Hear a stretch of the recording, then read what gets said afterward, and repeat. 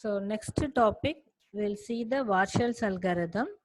So before getting into the Warshall's algorithm, so we should know what do you mean by the Warshall's algorithm and what is the Floyd's algorithm. Okay. So Warshall's algorithm is used for computing the transitive closure of the directed path. Okay.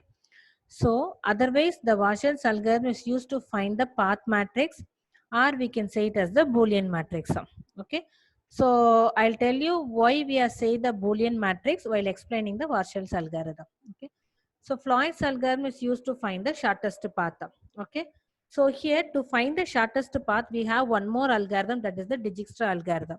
The difference between the Dijkstra and the Floyd's algorithm is the Dijkstra algorithm is used to find the shortest path from the source to the destination or from the source to all other vertices. But Floyd's algorithm is used to find the shortest path from all vertices to all other vertices. That we can say it as the all pair shortest path problem. Okay. So first we'll see the Warshall's algorithm. So Warshall's algorithm, that is the transitive closure of the directed graph with n vertices. So we are having the graph contains n number of vertices. So that can be defined as the n cross n Boolean matrix. So normally if you are having the graph means the graph can be expressed in the matrix, that is the adjacency matrix. So here that is we won't specify it as the cast adjacency matrix. Here we can say only the adjacency matrix because we are not specified any cast here. Okay, that T is equal to T of ij. Okay, so I is the one vertex and j is one more vertex, in which the elements in the ith row and jth column is 1. When we can say this value 1 means if there exists a non-trivial path, that is the directed path of the positive length. This will be in the initial stage. So initial stage, that is after giving the graph, you have to make the adjacency matrix.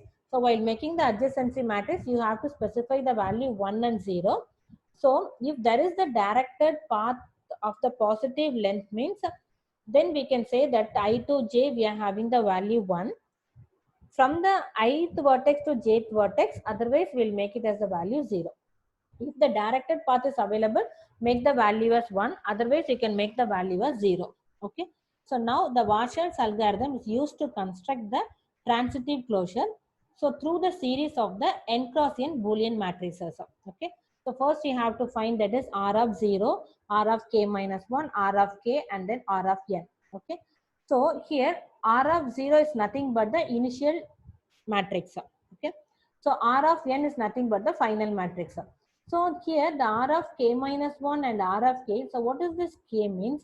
Here we have to consider the intermediate vertices. Each and every time we have to consider one intermediate vertices, and then we have to find whether we are having the edge from the vertex I to j using some intermediate vertex.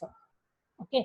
So for example, the element Rij of k, okay, in the ith row and jth column of matrix Rk, okay, I value we are having j value 1 to n, k value 0 to n is equal to 1. When it's equal to 1 means if and only if there exists a directed path of the positive length from the ith vertex to the jth vertex, which each intermediate vertex, if any, number not higher than k.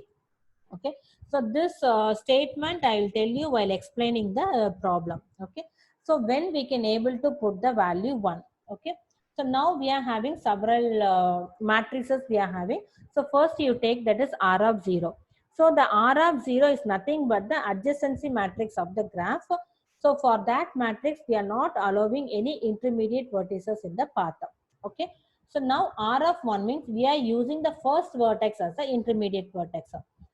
Then R of 2 is nothing but the second vertex as an intermediate vertex and so on. So R of n is nothing but we are using all n vertices of the digraph as the intermediate. That is the digraph transitive closure. Okay. So now we have to compute all the elements of each matrix R of k from its immediate predecessor of R of k minus 1. So first we are considered k minus 1 and then we have to consider that R of k. So while considering the R of k, so we have to consider the R of k minus 1. Okay. So if R of ij of k is equal to 1 means, then when we can say 1 that R of ij k minus 1. So in the previous matrix, if the value is 1 means we can make it as 1. Otherwise, if we are taking the current, so we are taking that is Ik and then Kj. So if Ik is equal to 1 and Kj is equal to 1 means, then we can say that is Ij is equal to 1. Okay. So this is the two statement that is you have to remember. So if the element R of Ij is 1 in R of K minus 1, it remains 1 in R of K. Okay. So I'll tell you while explaining the problem. If the element R of Ij is 0 in R of K minus 1, it has to be changed to 1 in R of K if and only if the elements in its ith row and column K and the elements in its column J and row K are both 1 in R of K minus 1. Okay. So I'll take this example. Okay. So if I take this example, this is the graph I have given. So for this graph, this is the adjacency matrix. Okay. So I given 4 vertices A, B, C, D. A, B, C, D we are given. If there is the direct path, then we can make the value as 1. If there is no edge, then we'll make the value as 0. Okay. So now this is the value 1 now. So A to B we are having edge, it will be 1. So other it will be 0. Then B to D we are having 1, others it will be 0. C there will be no outgoing edges, it will be 0. From D we are having A and C, 1, 1, others it will be 0. Okay. So now this will be the initial matrix. Okay. So now we are taken that is R of 0. So R of 0 is nothing but, so here we are not considering any vertex as the intermediate vertex. That is R of 0 is nothing but the adjacency matrix. Here 0, 1, 0, 0, 0, 0, 0, 1, 0, 0 and then 1, 0, 1, 0. This is the adjacency matrix. Okay. So now what we have to do? So we have to consider the first vertex as the intermediate vertex. Now you consider the vertex A as the intermediate vertex. Now you take that is the 8th column and then the 8th row you have to consider, and then you take the value which is having the value 1. So 1 means that is A to B we are having the value 1, and then D to A we are having the value 1. Okay. So now which vertex is the intermediate vertex? A will be the intermediate vertex. Now here the A will be the K. Okay. And this will be I value and this will be the J value. So now A will be the K value, means it has to be come in the middle. So now we can take that is D to A and A to B. If D to A is equal to 1 and A to B is equal to 1, automatically D to B also will be 1. Okay. So if you want to take that is D to B, so initially the D to B, the value will be 0. D to B, there is no direct edge. Okay. So now we can pass through the vertex A to reach the vertex B. Okay. So now we are taken that is D to B is equal to 1. Okay. So D to B is equal to 1. So now this again you have to consider that is R of 1. So here you have to consider the B as the intermediate vertex. So when you are considering B as the intermediate vertex, you consider that is the B column and then the B row. Okay. So here that is A to B we are having the value 1, and then D to B we are having the value 1, and B to D we are having the value 1. Okay. So now we are considering B as the intermediate vertex. So A to B and then B to D. Then we can say that is A to D is equal to 1. And again we have taken that is D to B and then B to D. So then we can take that is D to D is equal to 1. Okay. Suppose if we are considering like this B to D and D to B. So here also we are having DD. So we can take that is B to B is equal to 1. So this is not possible because here in this part we are considering B as the intermediate vertex, not D. Okay. So each and every time we have to consider one vertex as the intermediate vertex. Okay. So here that is in the statement we are given, no? So the element R of ijk in the ith row and jth column of the matrix R of k is equal to 1 if and only if there exists a directed path of the positive length from the ith vertex to the jth with each intermediate vertex if any.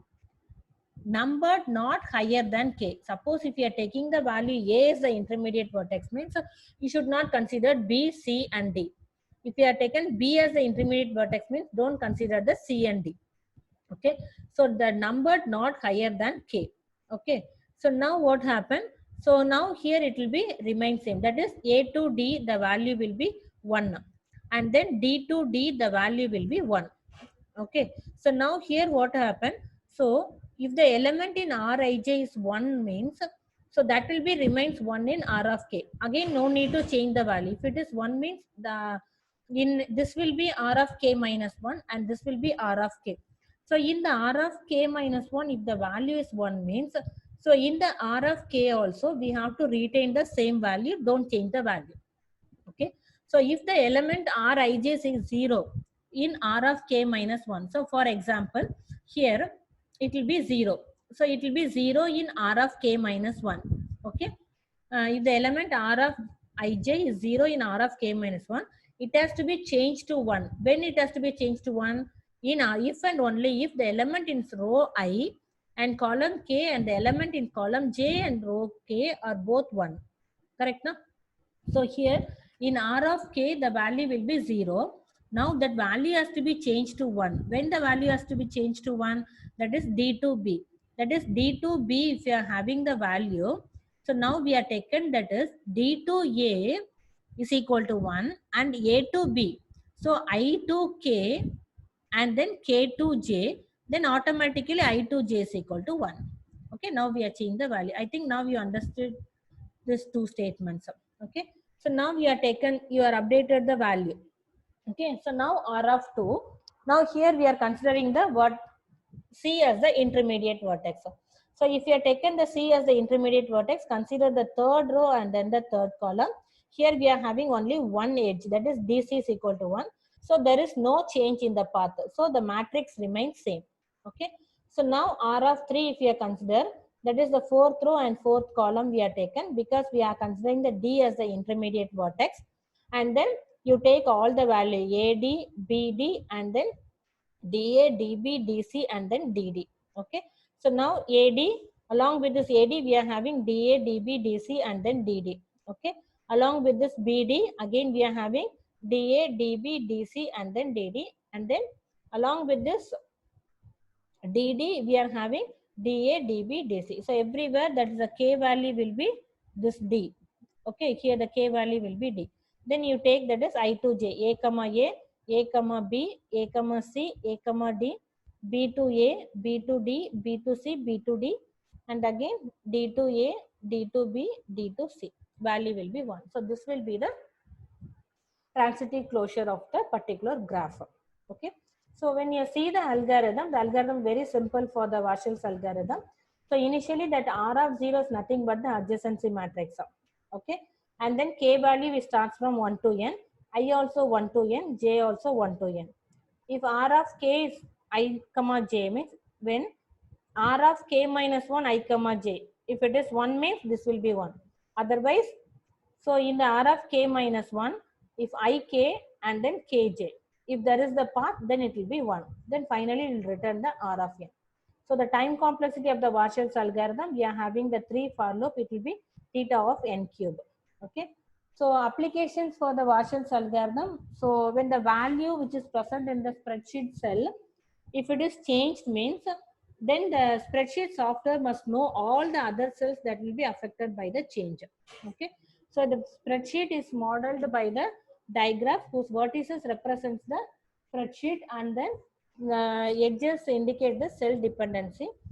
The transitive closure will provide such a information. Otherwise, when you are using the software engineering, so the transitive closure can be used for investigating the data flow and then the control for dependency, as well as for the inheritance testing of the object oriented software. Okay. So normally the Warshall's algorithm is very simple. That is used to find the transitive closure. So each and every stage, that is you have to consider the any one of the vertex as the intermediate vertex, that has to be starts from the beginning. So randomly you can't take. First you have to take the first vertex as the intermediate vertex. Then you have to take the second vertex as the intermediate vertex. That is the A, B, C and then D. Okay. So you can't take that is a D first row and then B second, that you can't take. So we have to take it in the sequence. Okay. And then we have to change the values. So if there is value in R of K means, so that value will be remains same in the next stage. Okay. So that the value will not be changed. So using this, we can able to change the values. Okay, so now whichever the vertex we are considered the intermediate vertex, we have to consider only that k value. So don't take the other k values. Okay, so using this we can able to identify the transitive closure for the particular graph. Okay, so the Floyd's algorithm is almost similar to the Warshall's algorithm. So that I will show it in the next video.